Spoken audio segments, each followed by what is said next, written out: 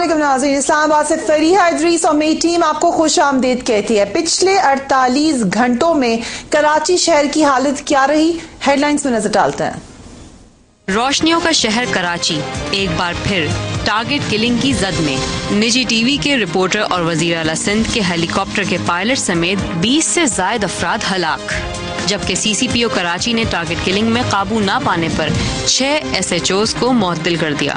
वाज़ेह रहे कि सिर्फ साल 2010 के दौरान टारगेट किलिंग की वारदातों में 748 अफराद को जान से हाथ धोना पड़ा और ऐसा लगता है कि सिंध हुकूमत 2 साल से जारी टारगेट किलिंग को रोकने में नाकाम हो गई है। सवाल ये है कि क्या टारगेट किलिंग में मुलव्विस मुल्जिमान गिरफ्तार हो सकेंगे और टारगेट किलर्स सहाफ़ी को टारगेट किलिंग का निशाना बनाकर क्या पैगाम देना चाहते हैं। पाकिस्तान का शहर कराची, जहां से पूरे मुल्क की रोजी रोटी लिखी जाती है, ये वो मुल्क है जिसको कहा जाता है कि पाकिस्तान की इकोनॉमी का हब है। ये वो मुल्क है जो हमारे कायद का शहर कहलाया जाता है। ये वो शहर है जिसको रोशनियों का शहर कहा जाता था, मगर अब लगता है कि ये शहर सिर्फ गोलियों का शहर बनकर रह चुका है। टारगेट किलिंग का वो नासूर जो पिछले कई सालों से कराची में रैम्पेंट है, अब एक दफा दोबारा सर उठाकर वापस आ मौजूद हुआ है और इसके इरादे इतने खतरनाक नजर आ रहे हैं कि कोई भी ऐसा और इशू हमें नहीं लग रहा जो कि इतना ज्यादा इंपॉर्टेंट या खतरनाक हो। अब से थोड़ी देर पहले शाहिद सैयद साहब जो कि ANP को लीड कर रहे हैं कराची में, आपने उनकी प्रेस कॉन्फ्रेंस सुनी। उसके थोड़ी देर बाद फैसल सब्जवाई साहब, मुत्तहिदा कौमी मूवमेंट से उनका ताल्लुक है, उन्होंने भी एक प्रेस कॉन्फ्रेंस की। बड़ी खुलकर एक दूसरे के ऊपर इल्जामात लगाए गए हैं। MQM और ANP मुसलसल जब से कोalition की हुकूमत में आए हैं, एक दूसरे के बारे में दावे किए जाते हैं, एक दूसरे के ऊपर इल्जामात लगाए जाते हैं, मगर जो उनको कोalition में लेकर आए हैं यानी कि हुकूमत वक्त, उनका कहीं पे कोई नजर क्यों नहीं आ रहे। वो उनका क्या कहना है, उनके पास क्या सलूशन है। और सबसे ज्यादा अफसोस की बात यह है कि इसका जो दायरा कार है उसमें अब फ्रीडम ऑफ प्रेस भी आ चुकी है। टारगेट किलिंग का वो नासूर जिससे पहले ही लोग कहते थे कि सड़क पे जाते हुए इंसान को पता ही नहीं है कि वो घर वापस पहुंच सकेगा कि नहीं, उसमें अब एक रिपोर्टर जियो टीवी के हमारे भाई, हमारे साथी, अफसोसनाक तरीके से उनको भी कल शहीद कर दिया गया। उसके बाद दोबारा टारगेट किलिंग खुलकर कराची में नजर आई। लॉ एंड ऑर्डर किधर है, लॉ एंड ऑर्डर रखने वाले किधर हैं? और सिर्फ इल्जामात की बौछार करने वाली वो कुव्वतें, दावेदार तो बहुत बन जाते हैं कराची शहर के, मगर जिम्मेदार कोई बनने को तैयार है कि नहीं, इस पर हम आज बात करेंगे। मैं अपने मेहमानों से आपका तारुफ करवा दूं। मुझे कराची से ज्वाइन कर रहे हैं शाहिद सैयद साहब, प्रेसिडेंट ANP सिंध, शर्मिला फारूकी साहिबा, adviser to chief minister Sindh, और सुहेल बराइच साहब, सीनियर जर्नलिस्ट और एंकर है, हमें लाहौर स्टूडियो से ज्वाइन करेंगे थोड़ी देर में, और इकबाल जफर झगड़ा साहब, सीनियर लीडर पाकिस्तान मुस्लिम लीग नून। तमाम अफराद का बहुत बहुत शुक्रिया कि वो मेरे प्रोग्राम में आए। सबसे पहले शाहिद सैयद साहब, आपसे प्रोग्राम का आगाज करेंगे। इतना बड़ा वाकया हो गया, जब एक जर्नलिस्ट के ऊपर हमला होता है तो मेरा ख्याल से तमाम लोग यकजा हो जाते हैं। उसके बावजूद आप जो प्रेस कॉन्फ्रेंस करते हैं उसमें आप अपनी सियासी बयानात ही दे रहे हैं, आप कोई और तरीका कार क्यों नहीं बताते? आप कराची में बैठे हुए हैं, आप जाके पकड़ते क्यों नहीं मुजरिमों को? सबसे पहले फरीहा मैं आपका शुक्रिया अदा करता हूँ, और अगर आप मेरा प्रेस कॉन्फ्रेंस देख ले तो मैंने किसी का नाम नहीं लिया। मैंने किसी पार्टी को इसलिए तनकीद नहीं किया कि इससे सिर्फ आग बढ़ती है, आग बुझाने की खातिर मैंने सिर्फ इतना कहा, इदारों से मैंने अपील की कि खुदारा ये नामालूम को मालूम करे। मैं 2007 से चीख के थक गया और ये रिस्पॉन्सिबिलिटी मेरी नहीं है। इस सियासत में तो आवाज़ उठाऊंगा मीडिया के बदौलत, आपके तवज्जुह से, आपके और कुलीग इत्तेहाद इदारों के जरिए से मैं आवाज़ उठाता रहा। आज भी मैंने वही आवाज़ उठाया, मगर उसका रिस्पॉन्सिबल जुल्फ़कार मिर्ज़ा रहमान मलिक है, जिनके अंडर में पुलिस भी आती है, रेंजर्स भी आती है। कराची में अगर रेंजर्स लगी है तो उनके पास इख्तियारात क्यों नहीं है? और अगर इख्तियारात है तो पालवान गोड में 3 दिन से लड़ाई जंग जारी है, फायरिंग हो रही है, लोग डिस्टर्ब हो रहे हैं, बेगुनाह लोग मारे जा रहे हैं, आखिर ये क्यों नहीं रुकता? इससे पहले कि मैं दूसरी पार्टी की तरफ जाऊं, सुहेल बराइच साहब, बहुत ज्यादा अफसोस हम पूरी CNBC की तरफ से आपके नेटवर्क में शहादत हुई है। क्या आप लोगों का लाहे अमल होगा? आप कैसे इसको लेकर आगे चलेंगे? तफ्तीश कैसे करवाएंगे? میرے خیال میں جو ولی خان بابر کی شہادت ہے، یہ پہلے بھی بہت سے لوگ کراچی میں شہید ہوئے ہیں. میں سمجھتا ہوں کہ یہ صحافت اور دہشت گردی کی آپس میں جنگ ہے، جس میں بالآخر فری میڈیا میں جیتنا ہے. اور دنیا میں کسی بھی ملک میں، جہاں کسی بھی شہر میں، کسی بھی گاؤں میں جہاں فری میڈیا ہو، وہاں مافیا ٹوٹتا ہے، وہاں دہشت گردوں کا خاتمہ ہوتا ہے. یہ یوں سمجھیے کہ یہ خون کا وہ پہلا قطرہ ہے جو اس جنگ میں جو ہے وہ زمین پر گرا ہے.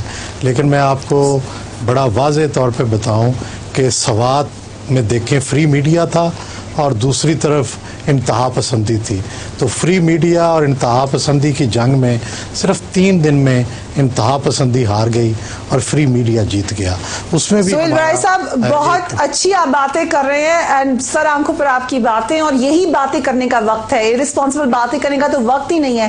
مگر بلا شبہ ہمارے جو ساتھی ہیں ان کا یہ پہلا خون کا قطرہ ہے. مگر کراچی میں پچھلے 48 گھنٹے میں 22 سے زیادہ شہادتیں ہو چکی ہیں. یہ سلسلہ کوئی نیا نہیں ہے. پچھلے کئی سالوں میں یہ جو فیکٹس اینڈ فگرز ہیں یہ حد سے زیادہ الارمنگ ہیں. اس کی جو سیدھی صورتحال نظر آ رہی ہے وہ یہ کہ آپ جو رپورٹ کرتے ہیں وہ بھی ڈر جائیں گے اس کے بارے میں بات کرنے سے. آپ کیا سمجھتے ہیں کیا طریقہ کار ہے کہ اس ڈر کو ہم لوگوں سے ہٹا سکیں؟ میں یہی گزارش کرنا چاہ رہا تھا کہ سوات میں بھی ہمارا جی اے کو نمائندے کو اسی طرح قتل کیا گیا تھا. پہلے اغوا کیا گیا، قتل کیا گیا اور شہید کیا گیا.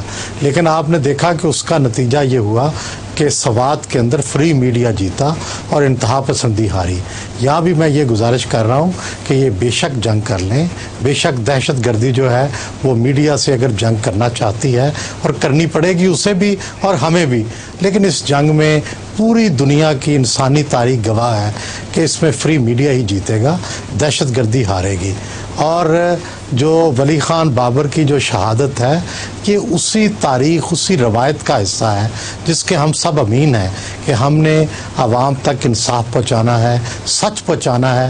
اور ظاہر ہے جہاں پہ دہشت گردی کا راج ہوگا ایک نہ ایک دن ہم سب اصل مجرموں تک پہنچیں گے اور میڈیا کے ذریعے پہنچیں گے. شاید باقی ادارے اپنی مسلطوں کے ذریعے نہ پہنچ سکیں، لیکن میڈیا ایک نہ ایک دن اصل قاتلوں کی طرف نشاندہی کرے گا. آپ دیکھیں گے کوئی نہ کوئی ایسی رپورٹ آئے گی، کوئی نہ کوئی ایسا واقعہ ضرور رپورٹ ہوگا جس سے پتہ چلے گا کہ یہ سارا کچھ کون کر رہا ہے اور اس کے پیچھے کون ہے.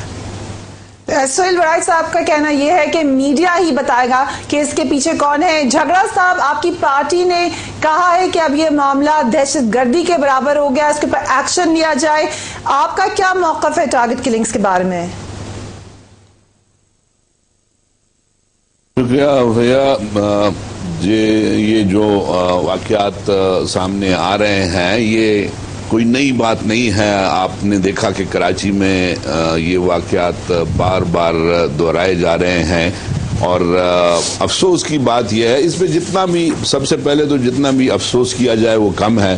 اور خصوصاً ہمارے بھائی ولی خان بابر کا جو واقعہ کل سامنے آیا وہ ایک اپنی سمجھیں کہ قوم کی خدمت کر رہا تھا، وہ ایک قوم کو جو حالات ہیں ان سے باخبر رکھ رہا تھا. اور کل ان کے ساتھ جو کچھ ہوا اس کو دیکھ کر بے پناہ افسوس بھی ہوتا ہے اور سوچتے بھی ہیں کہ آخر ہم کس طرف جا رہے ہیں.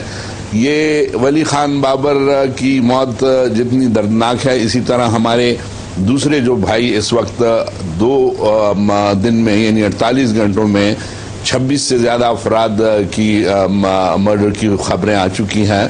تو یہ اس پہ جب سوچا جائے تو یقیناً اس کی ذمہ داری آتی ہے، جس طرح میرے بھائی نے بھی کہا کہ انہوں نے رحمان ملک صاحب کا اور سندھ ذوالفقار مرزا صاحب کی بات کی. یعنی مرکزی حکومت اور صوبائی حکومت دونوں کی یہ ذمہ داری بنتی ہے کہ یہ جو کچھ ہو رہا ہے. اور آپ لوگوں کو دیکھیں، آپ کی پارٹی نے آ کے جو سٹانس لیا، آپ کو لگ رہا ہے کہ ان سے یہ کام نہیں ہو رہا، تو اس لیے آپ کو بھی آواز اٹھانی پڑی ہے، حالانکہ آپ کا ڈائریکٹ سٹیک نہیں ہے اس علاقے میں. جی، واقعات جب ہوتے ہیں تو ہم سب آ کے ٹی وی پہ بیٹھ کر اپنے اپنی ڈسکشن میں باتیں کر کے چلے جاتے ہیں اور نتیجے جو نظر آ رہے ہیں وہ کچھ اچھے نتائج برآمد نہیں ہو رہے. ہم صرف باتوں سے نہیں, ابھی کچھ عملی کردار ادا کرنا پڑے گا ان ساری چیزوں کے لیے جی. اور یقیناً اس کی جب آپ دیکھیں گے تو الٹیمیٹلی حکومت کو آپ بری الذمہ نہیں ٹھہرا سکتے. یہ فرض بنتا ہے, یہ رسپانسبلٹی بنتی ہے حکومت کی کہ جو کچھ ہو رہا ہے اس کو کیوں حکومت اس میں کیوں ناکام ہو رہی ہے, اور اس میں ناکامی کی ایک وجہ. جھگڑا صاحب, یہ آپ نے خود کہا کہ حکومت ناکام کیوں ہو رہی ہے, یعنی آپ یہ بات مانتے ہیں, آپ یہ بات مان رہے ہیں کیونکہ پاکستان مسلم لیگ نون کی قرارداد ڈالنے کا مقصد یہ ہے. آپ نے خود کہا کہ حکومت وہاں ناکام ہو چکی ہے. آپ لوگوں کو یہ محسوس ہو رہا ہے کہ جو لوگ وہاں بیٹھے ہیں ان کے ہاتھ سے صورتحال قابو میں نہیں آ رہی, اس لیے آپ کو یہاں پہ بیٹھ کر اس معاملے پہ بولنا پڑا ہے. جی, میں تو آپ کو یہی کہہ رہا ہوں کہ حکومت کی ناکامی کی وجہ جو ہے وہ شاہی سید صاحب نے بھی اس کی طرف جو اشارہ کیا, وہ ہے آپ کی اداروں کو آپ نے اس ملک میں اتنا کمزور کر دیا, اتنا بے اختیار کر دیا ہے کہ ادارے اگر اپنا کام کرنا چاہیں تو اس میں ہم یہ کہیں گے کہ لوگوں کے اتنے مفاد ہوتے ہیں کہ وہ اداروں کو اپنا کام جو ہے کرنے نہیں دیتے, انڈیپینڈنٹ نہیں دیتے. یہ میں جھگڑا صاحب ود ڈیو ریسپیکٹ یہ بات آپ نے سب سے اہم کہی ہے اور میں یہیں سے گفتگو کو آگے لے کے چلوں گی. شرمیلا صاحبہ, میں نے سب کی باتیں آپ کو سنوائیں. شاہی سید صاحب نے اس وقت میں کہوں گی کہ عقل مندانہ بات کی ہے کہ اگر انہوں نے کہا ہے کہ وہ کسی کو الزام نہیں ٹھہراتے, صرف آپ کو انہوں نے الزام دیا ہے, آپ کی پارٹی کو, آپ کے پارٹی ممبرز کو. وہ ذمہ دار ہے اس وقت جو کراچی میں ہو رہا ہے. یہ پہلی دفعہ نہیں ہے, میرے اپنے پروگرام میں آ کے آپ اتنی دفعہ یہ بات کر چکی ہیں.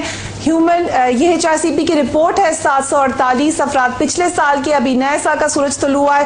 مجھ سے بہت بہتر طریقے سے آپ کو صورتحال پتا ہے. آپ لوگوں کو احساس نہیں ہو رہا کہ کیا ہو رہا ہے کراچی میں.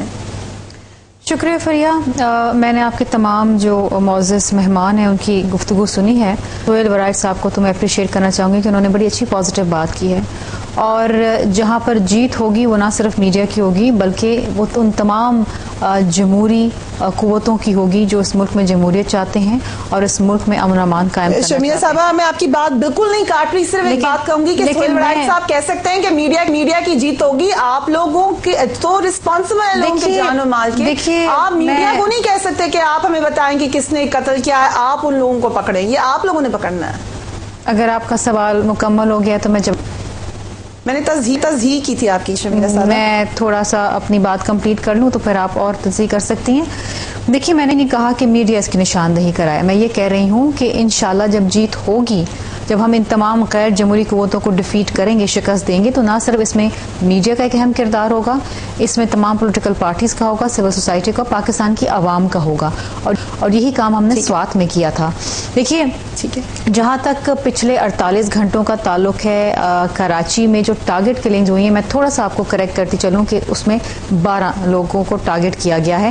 آپ جو 26 کا فگر دے رہی ہیں اس میں کچھ ایسے بھی مرڈرز ہیں. میں نے 22 کا فگر دیا تھا جو میرے پاس یہاں پر موجود ہے. دیکھیں نا, میں ایز این آفیشل, لیکن اس سے کوئی فرق نہیں پڑتا. 12 اور 22 let's not go. Please let me complete what I am seeing. دیکھیے, as a official spokesperson I have to give you the correct. 26 ہو یا 12 ہو, ایک بھی ہو تو میں سمجھتا ہوں یہ بڑی پریشانی والی بات ہے. پہ آ رہی ہوں, میں نے بڑے تحمل سے آپ تمام لوگوں کی باتیں سنی. اگر آپ میری بات سن لیں 2 منٹ تو کوئی حرج نہیں ہوگا.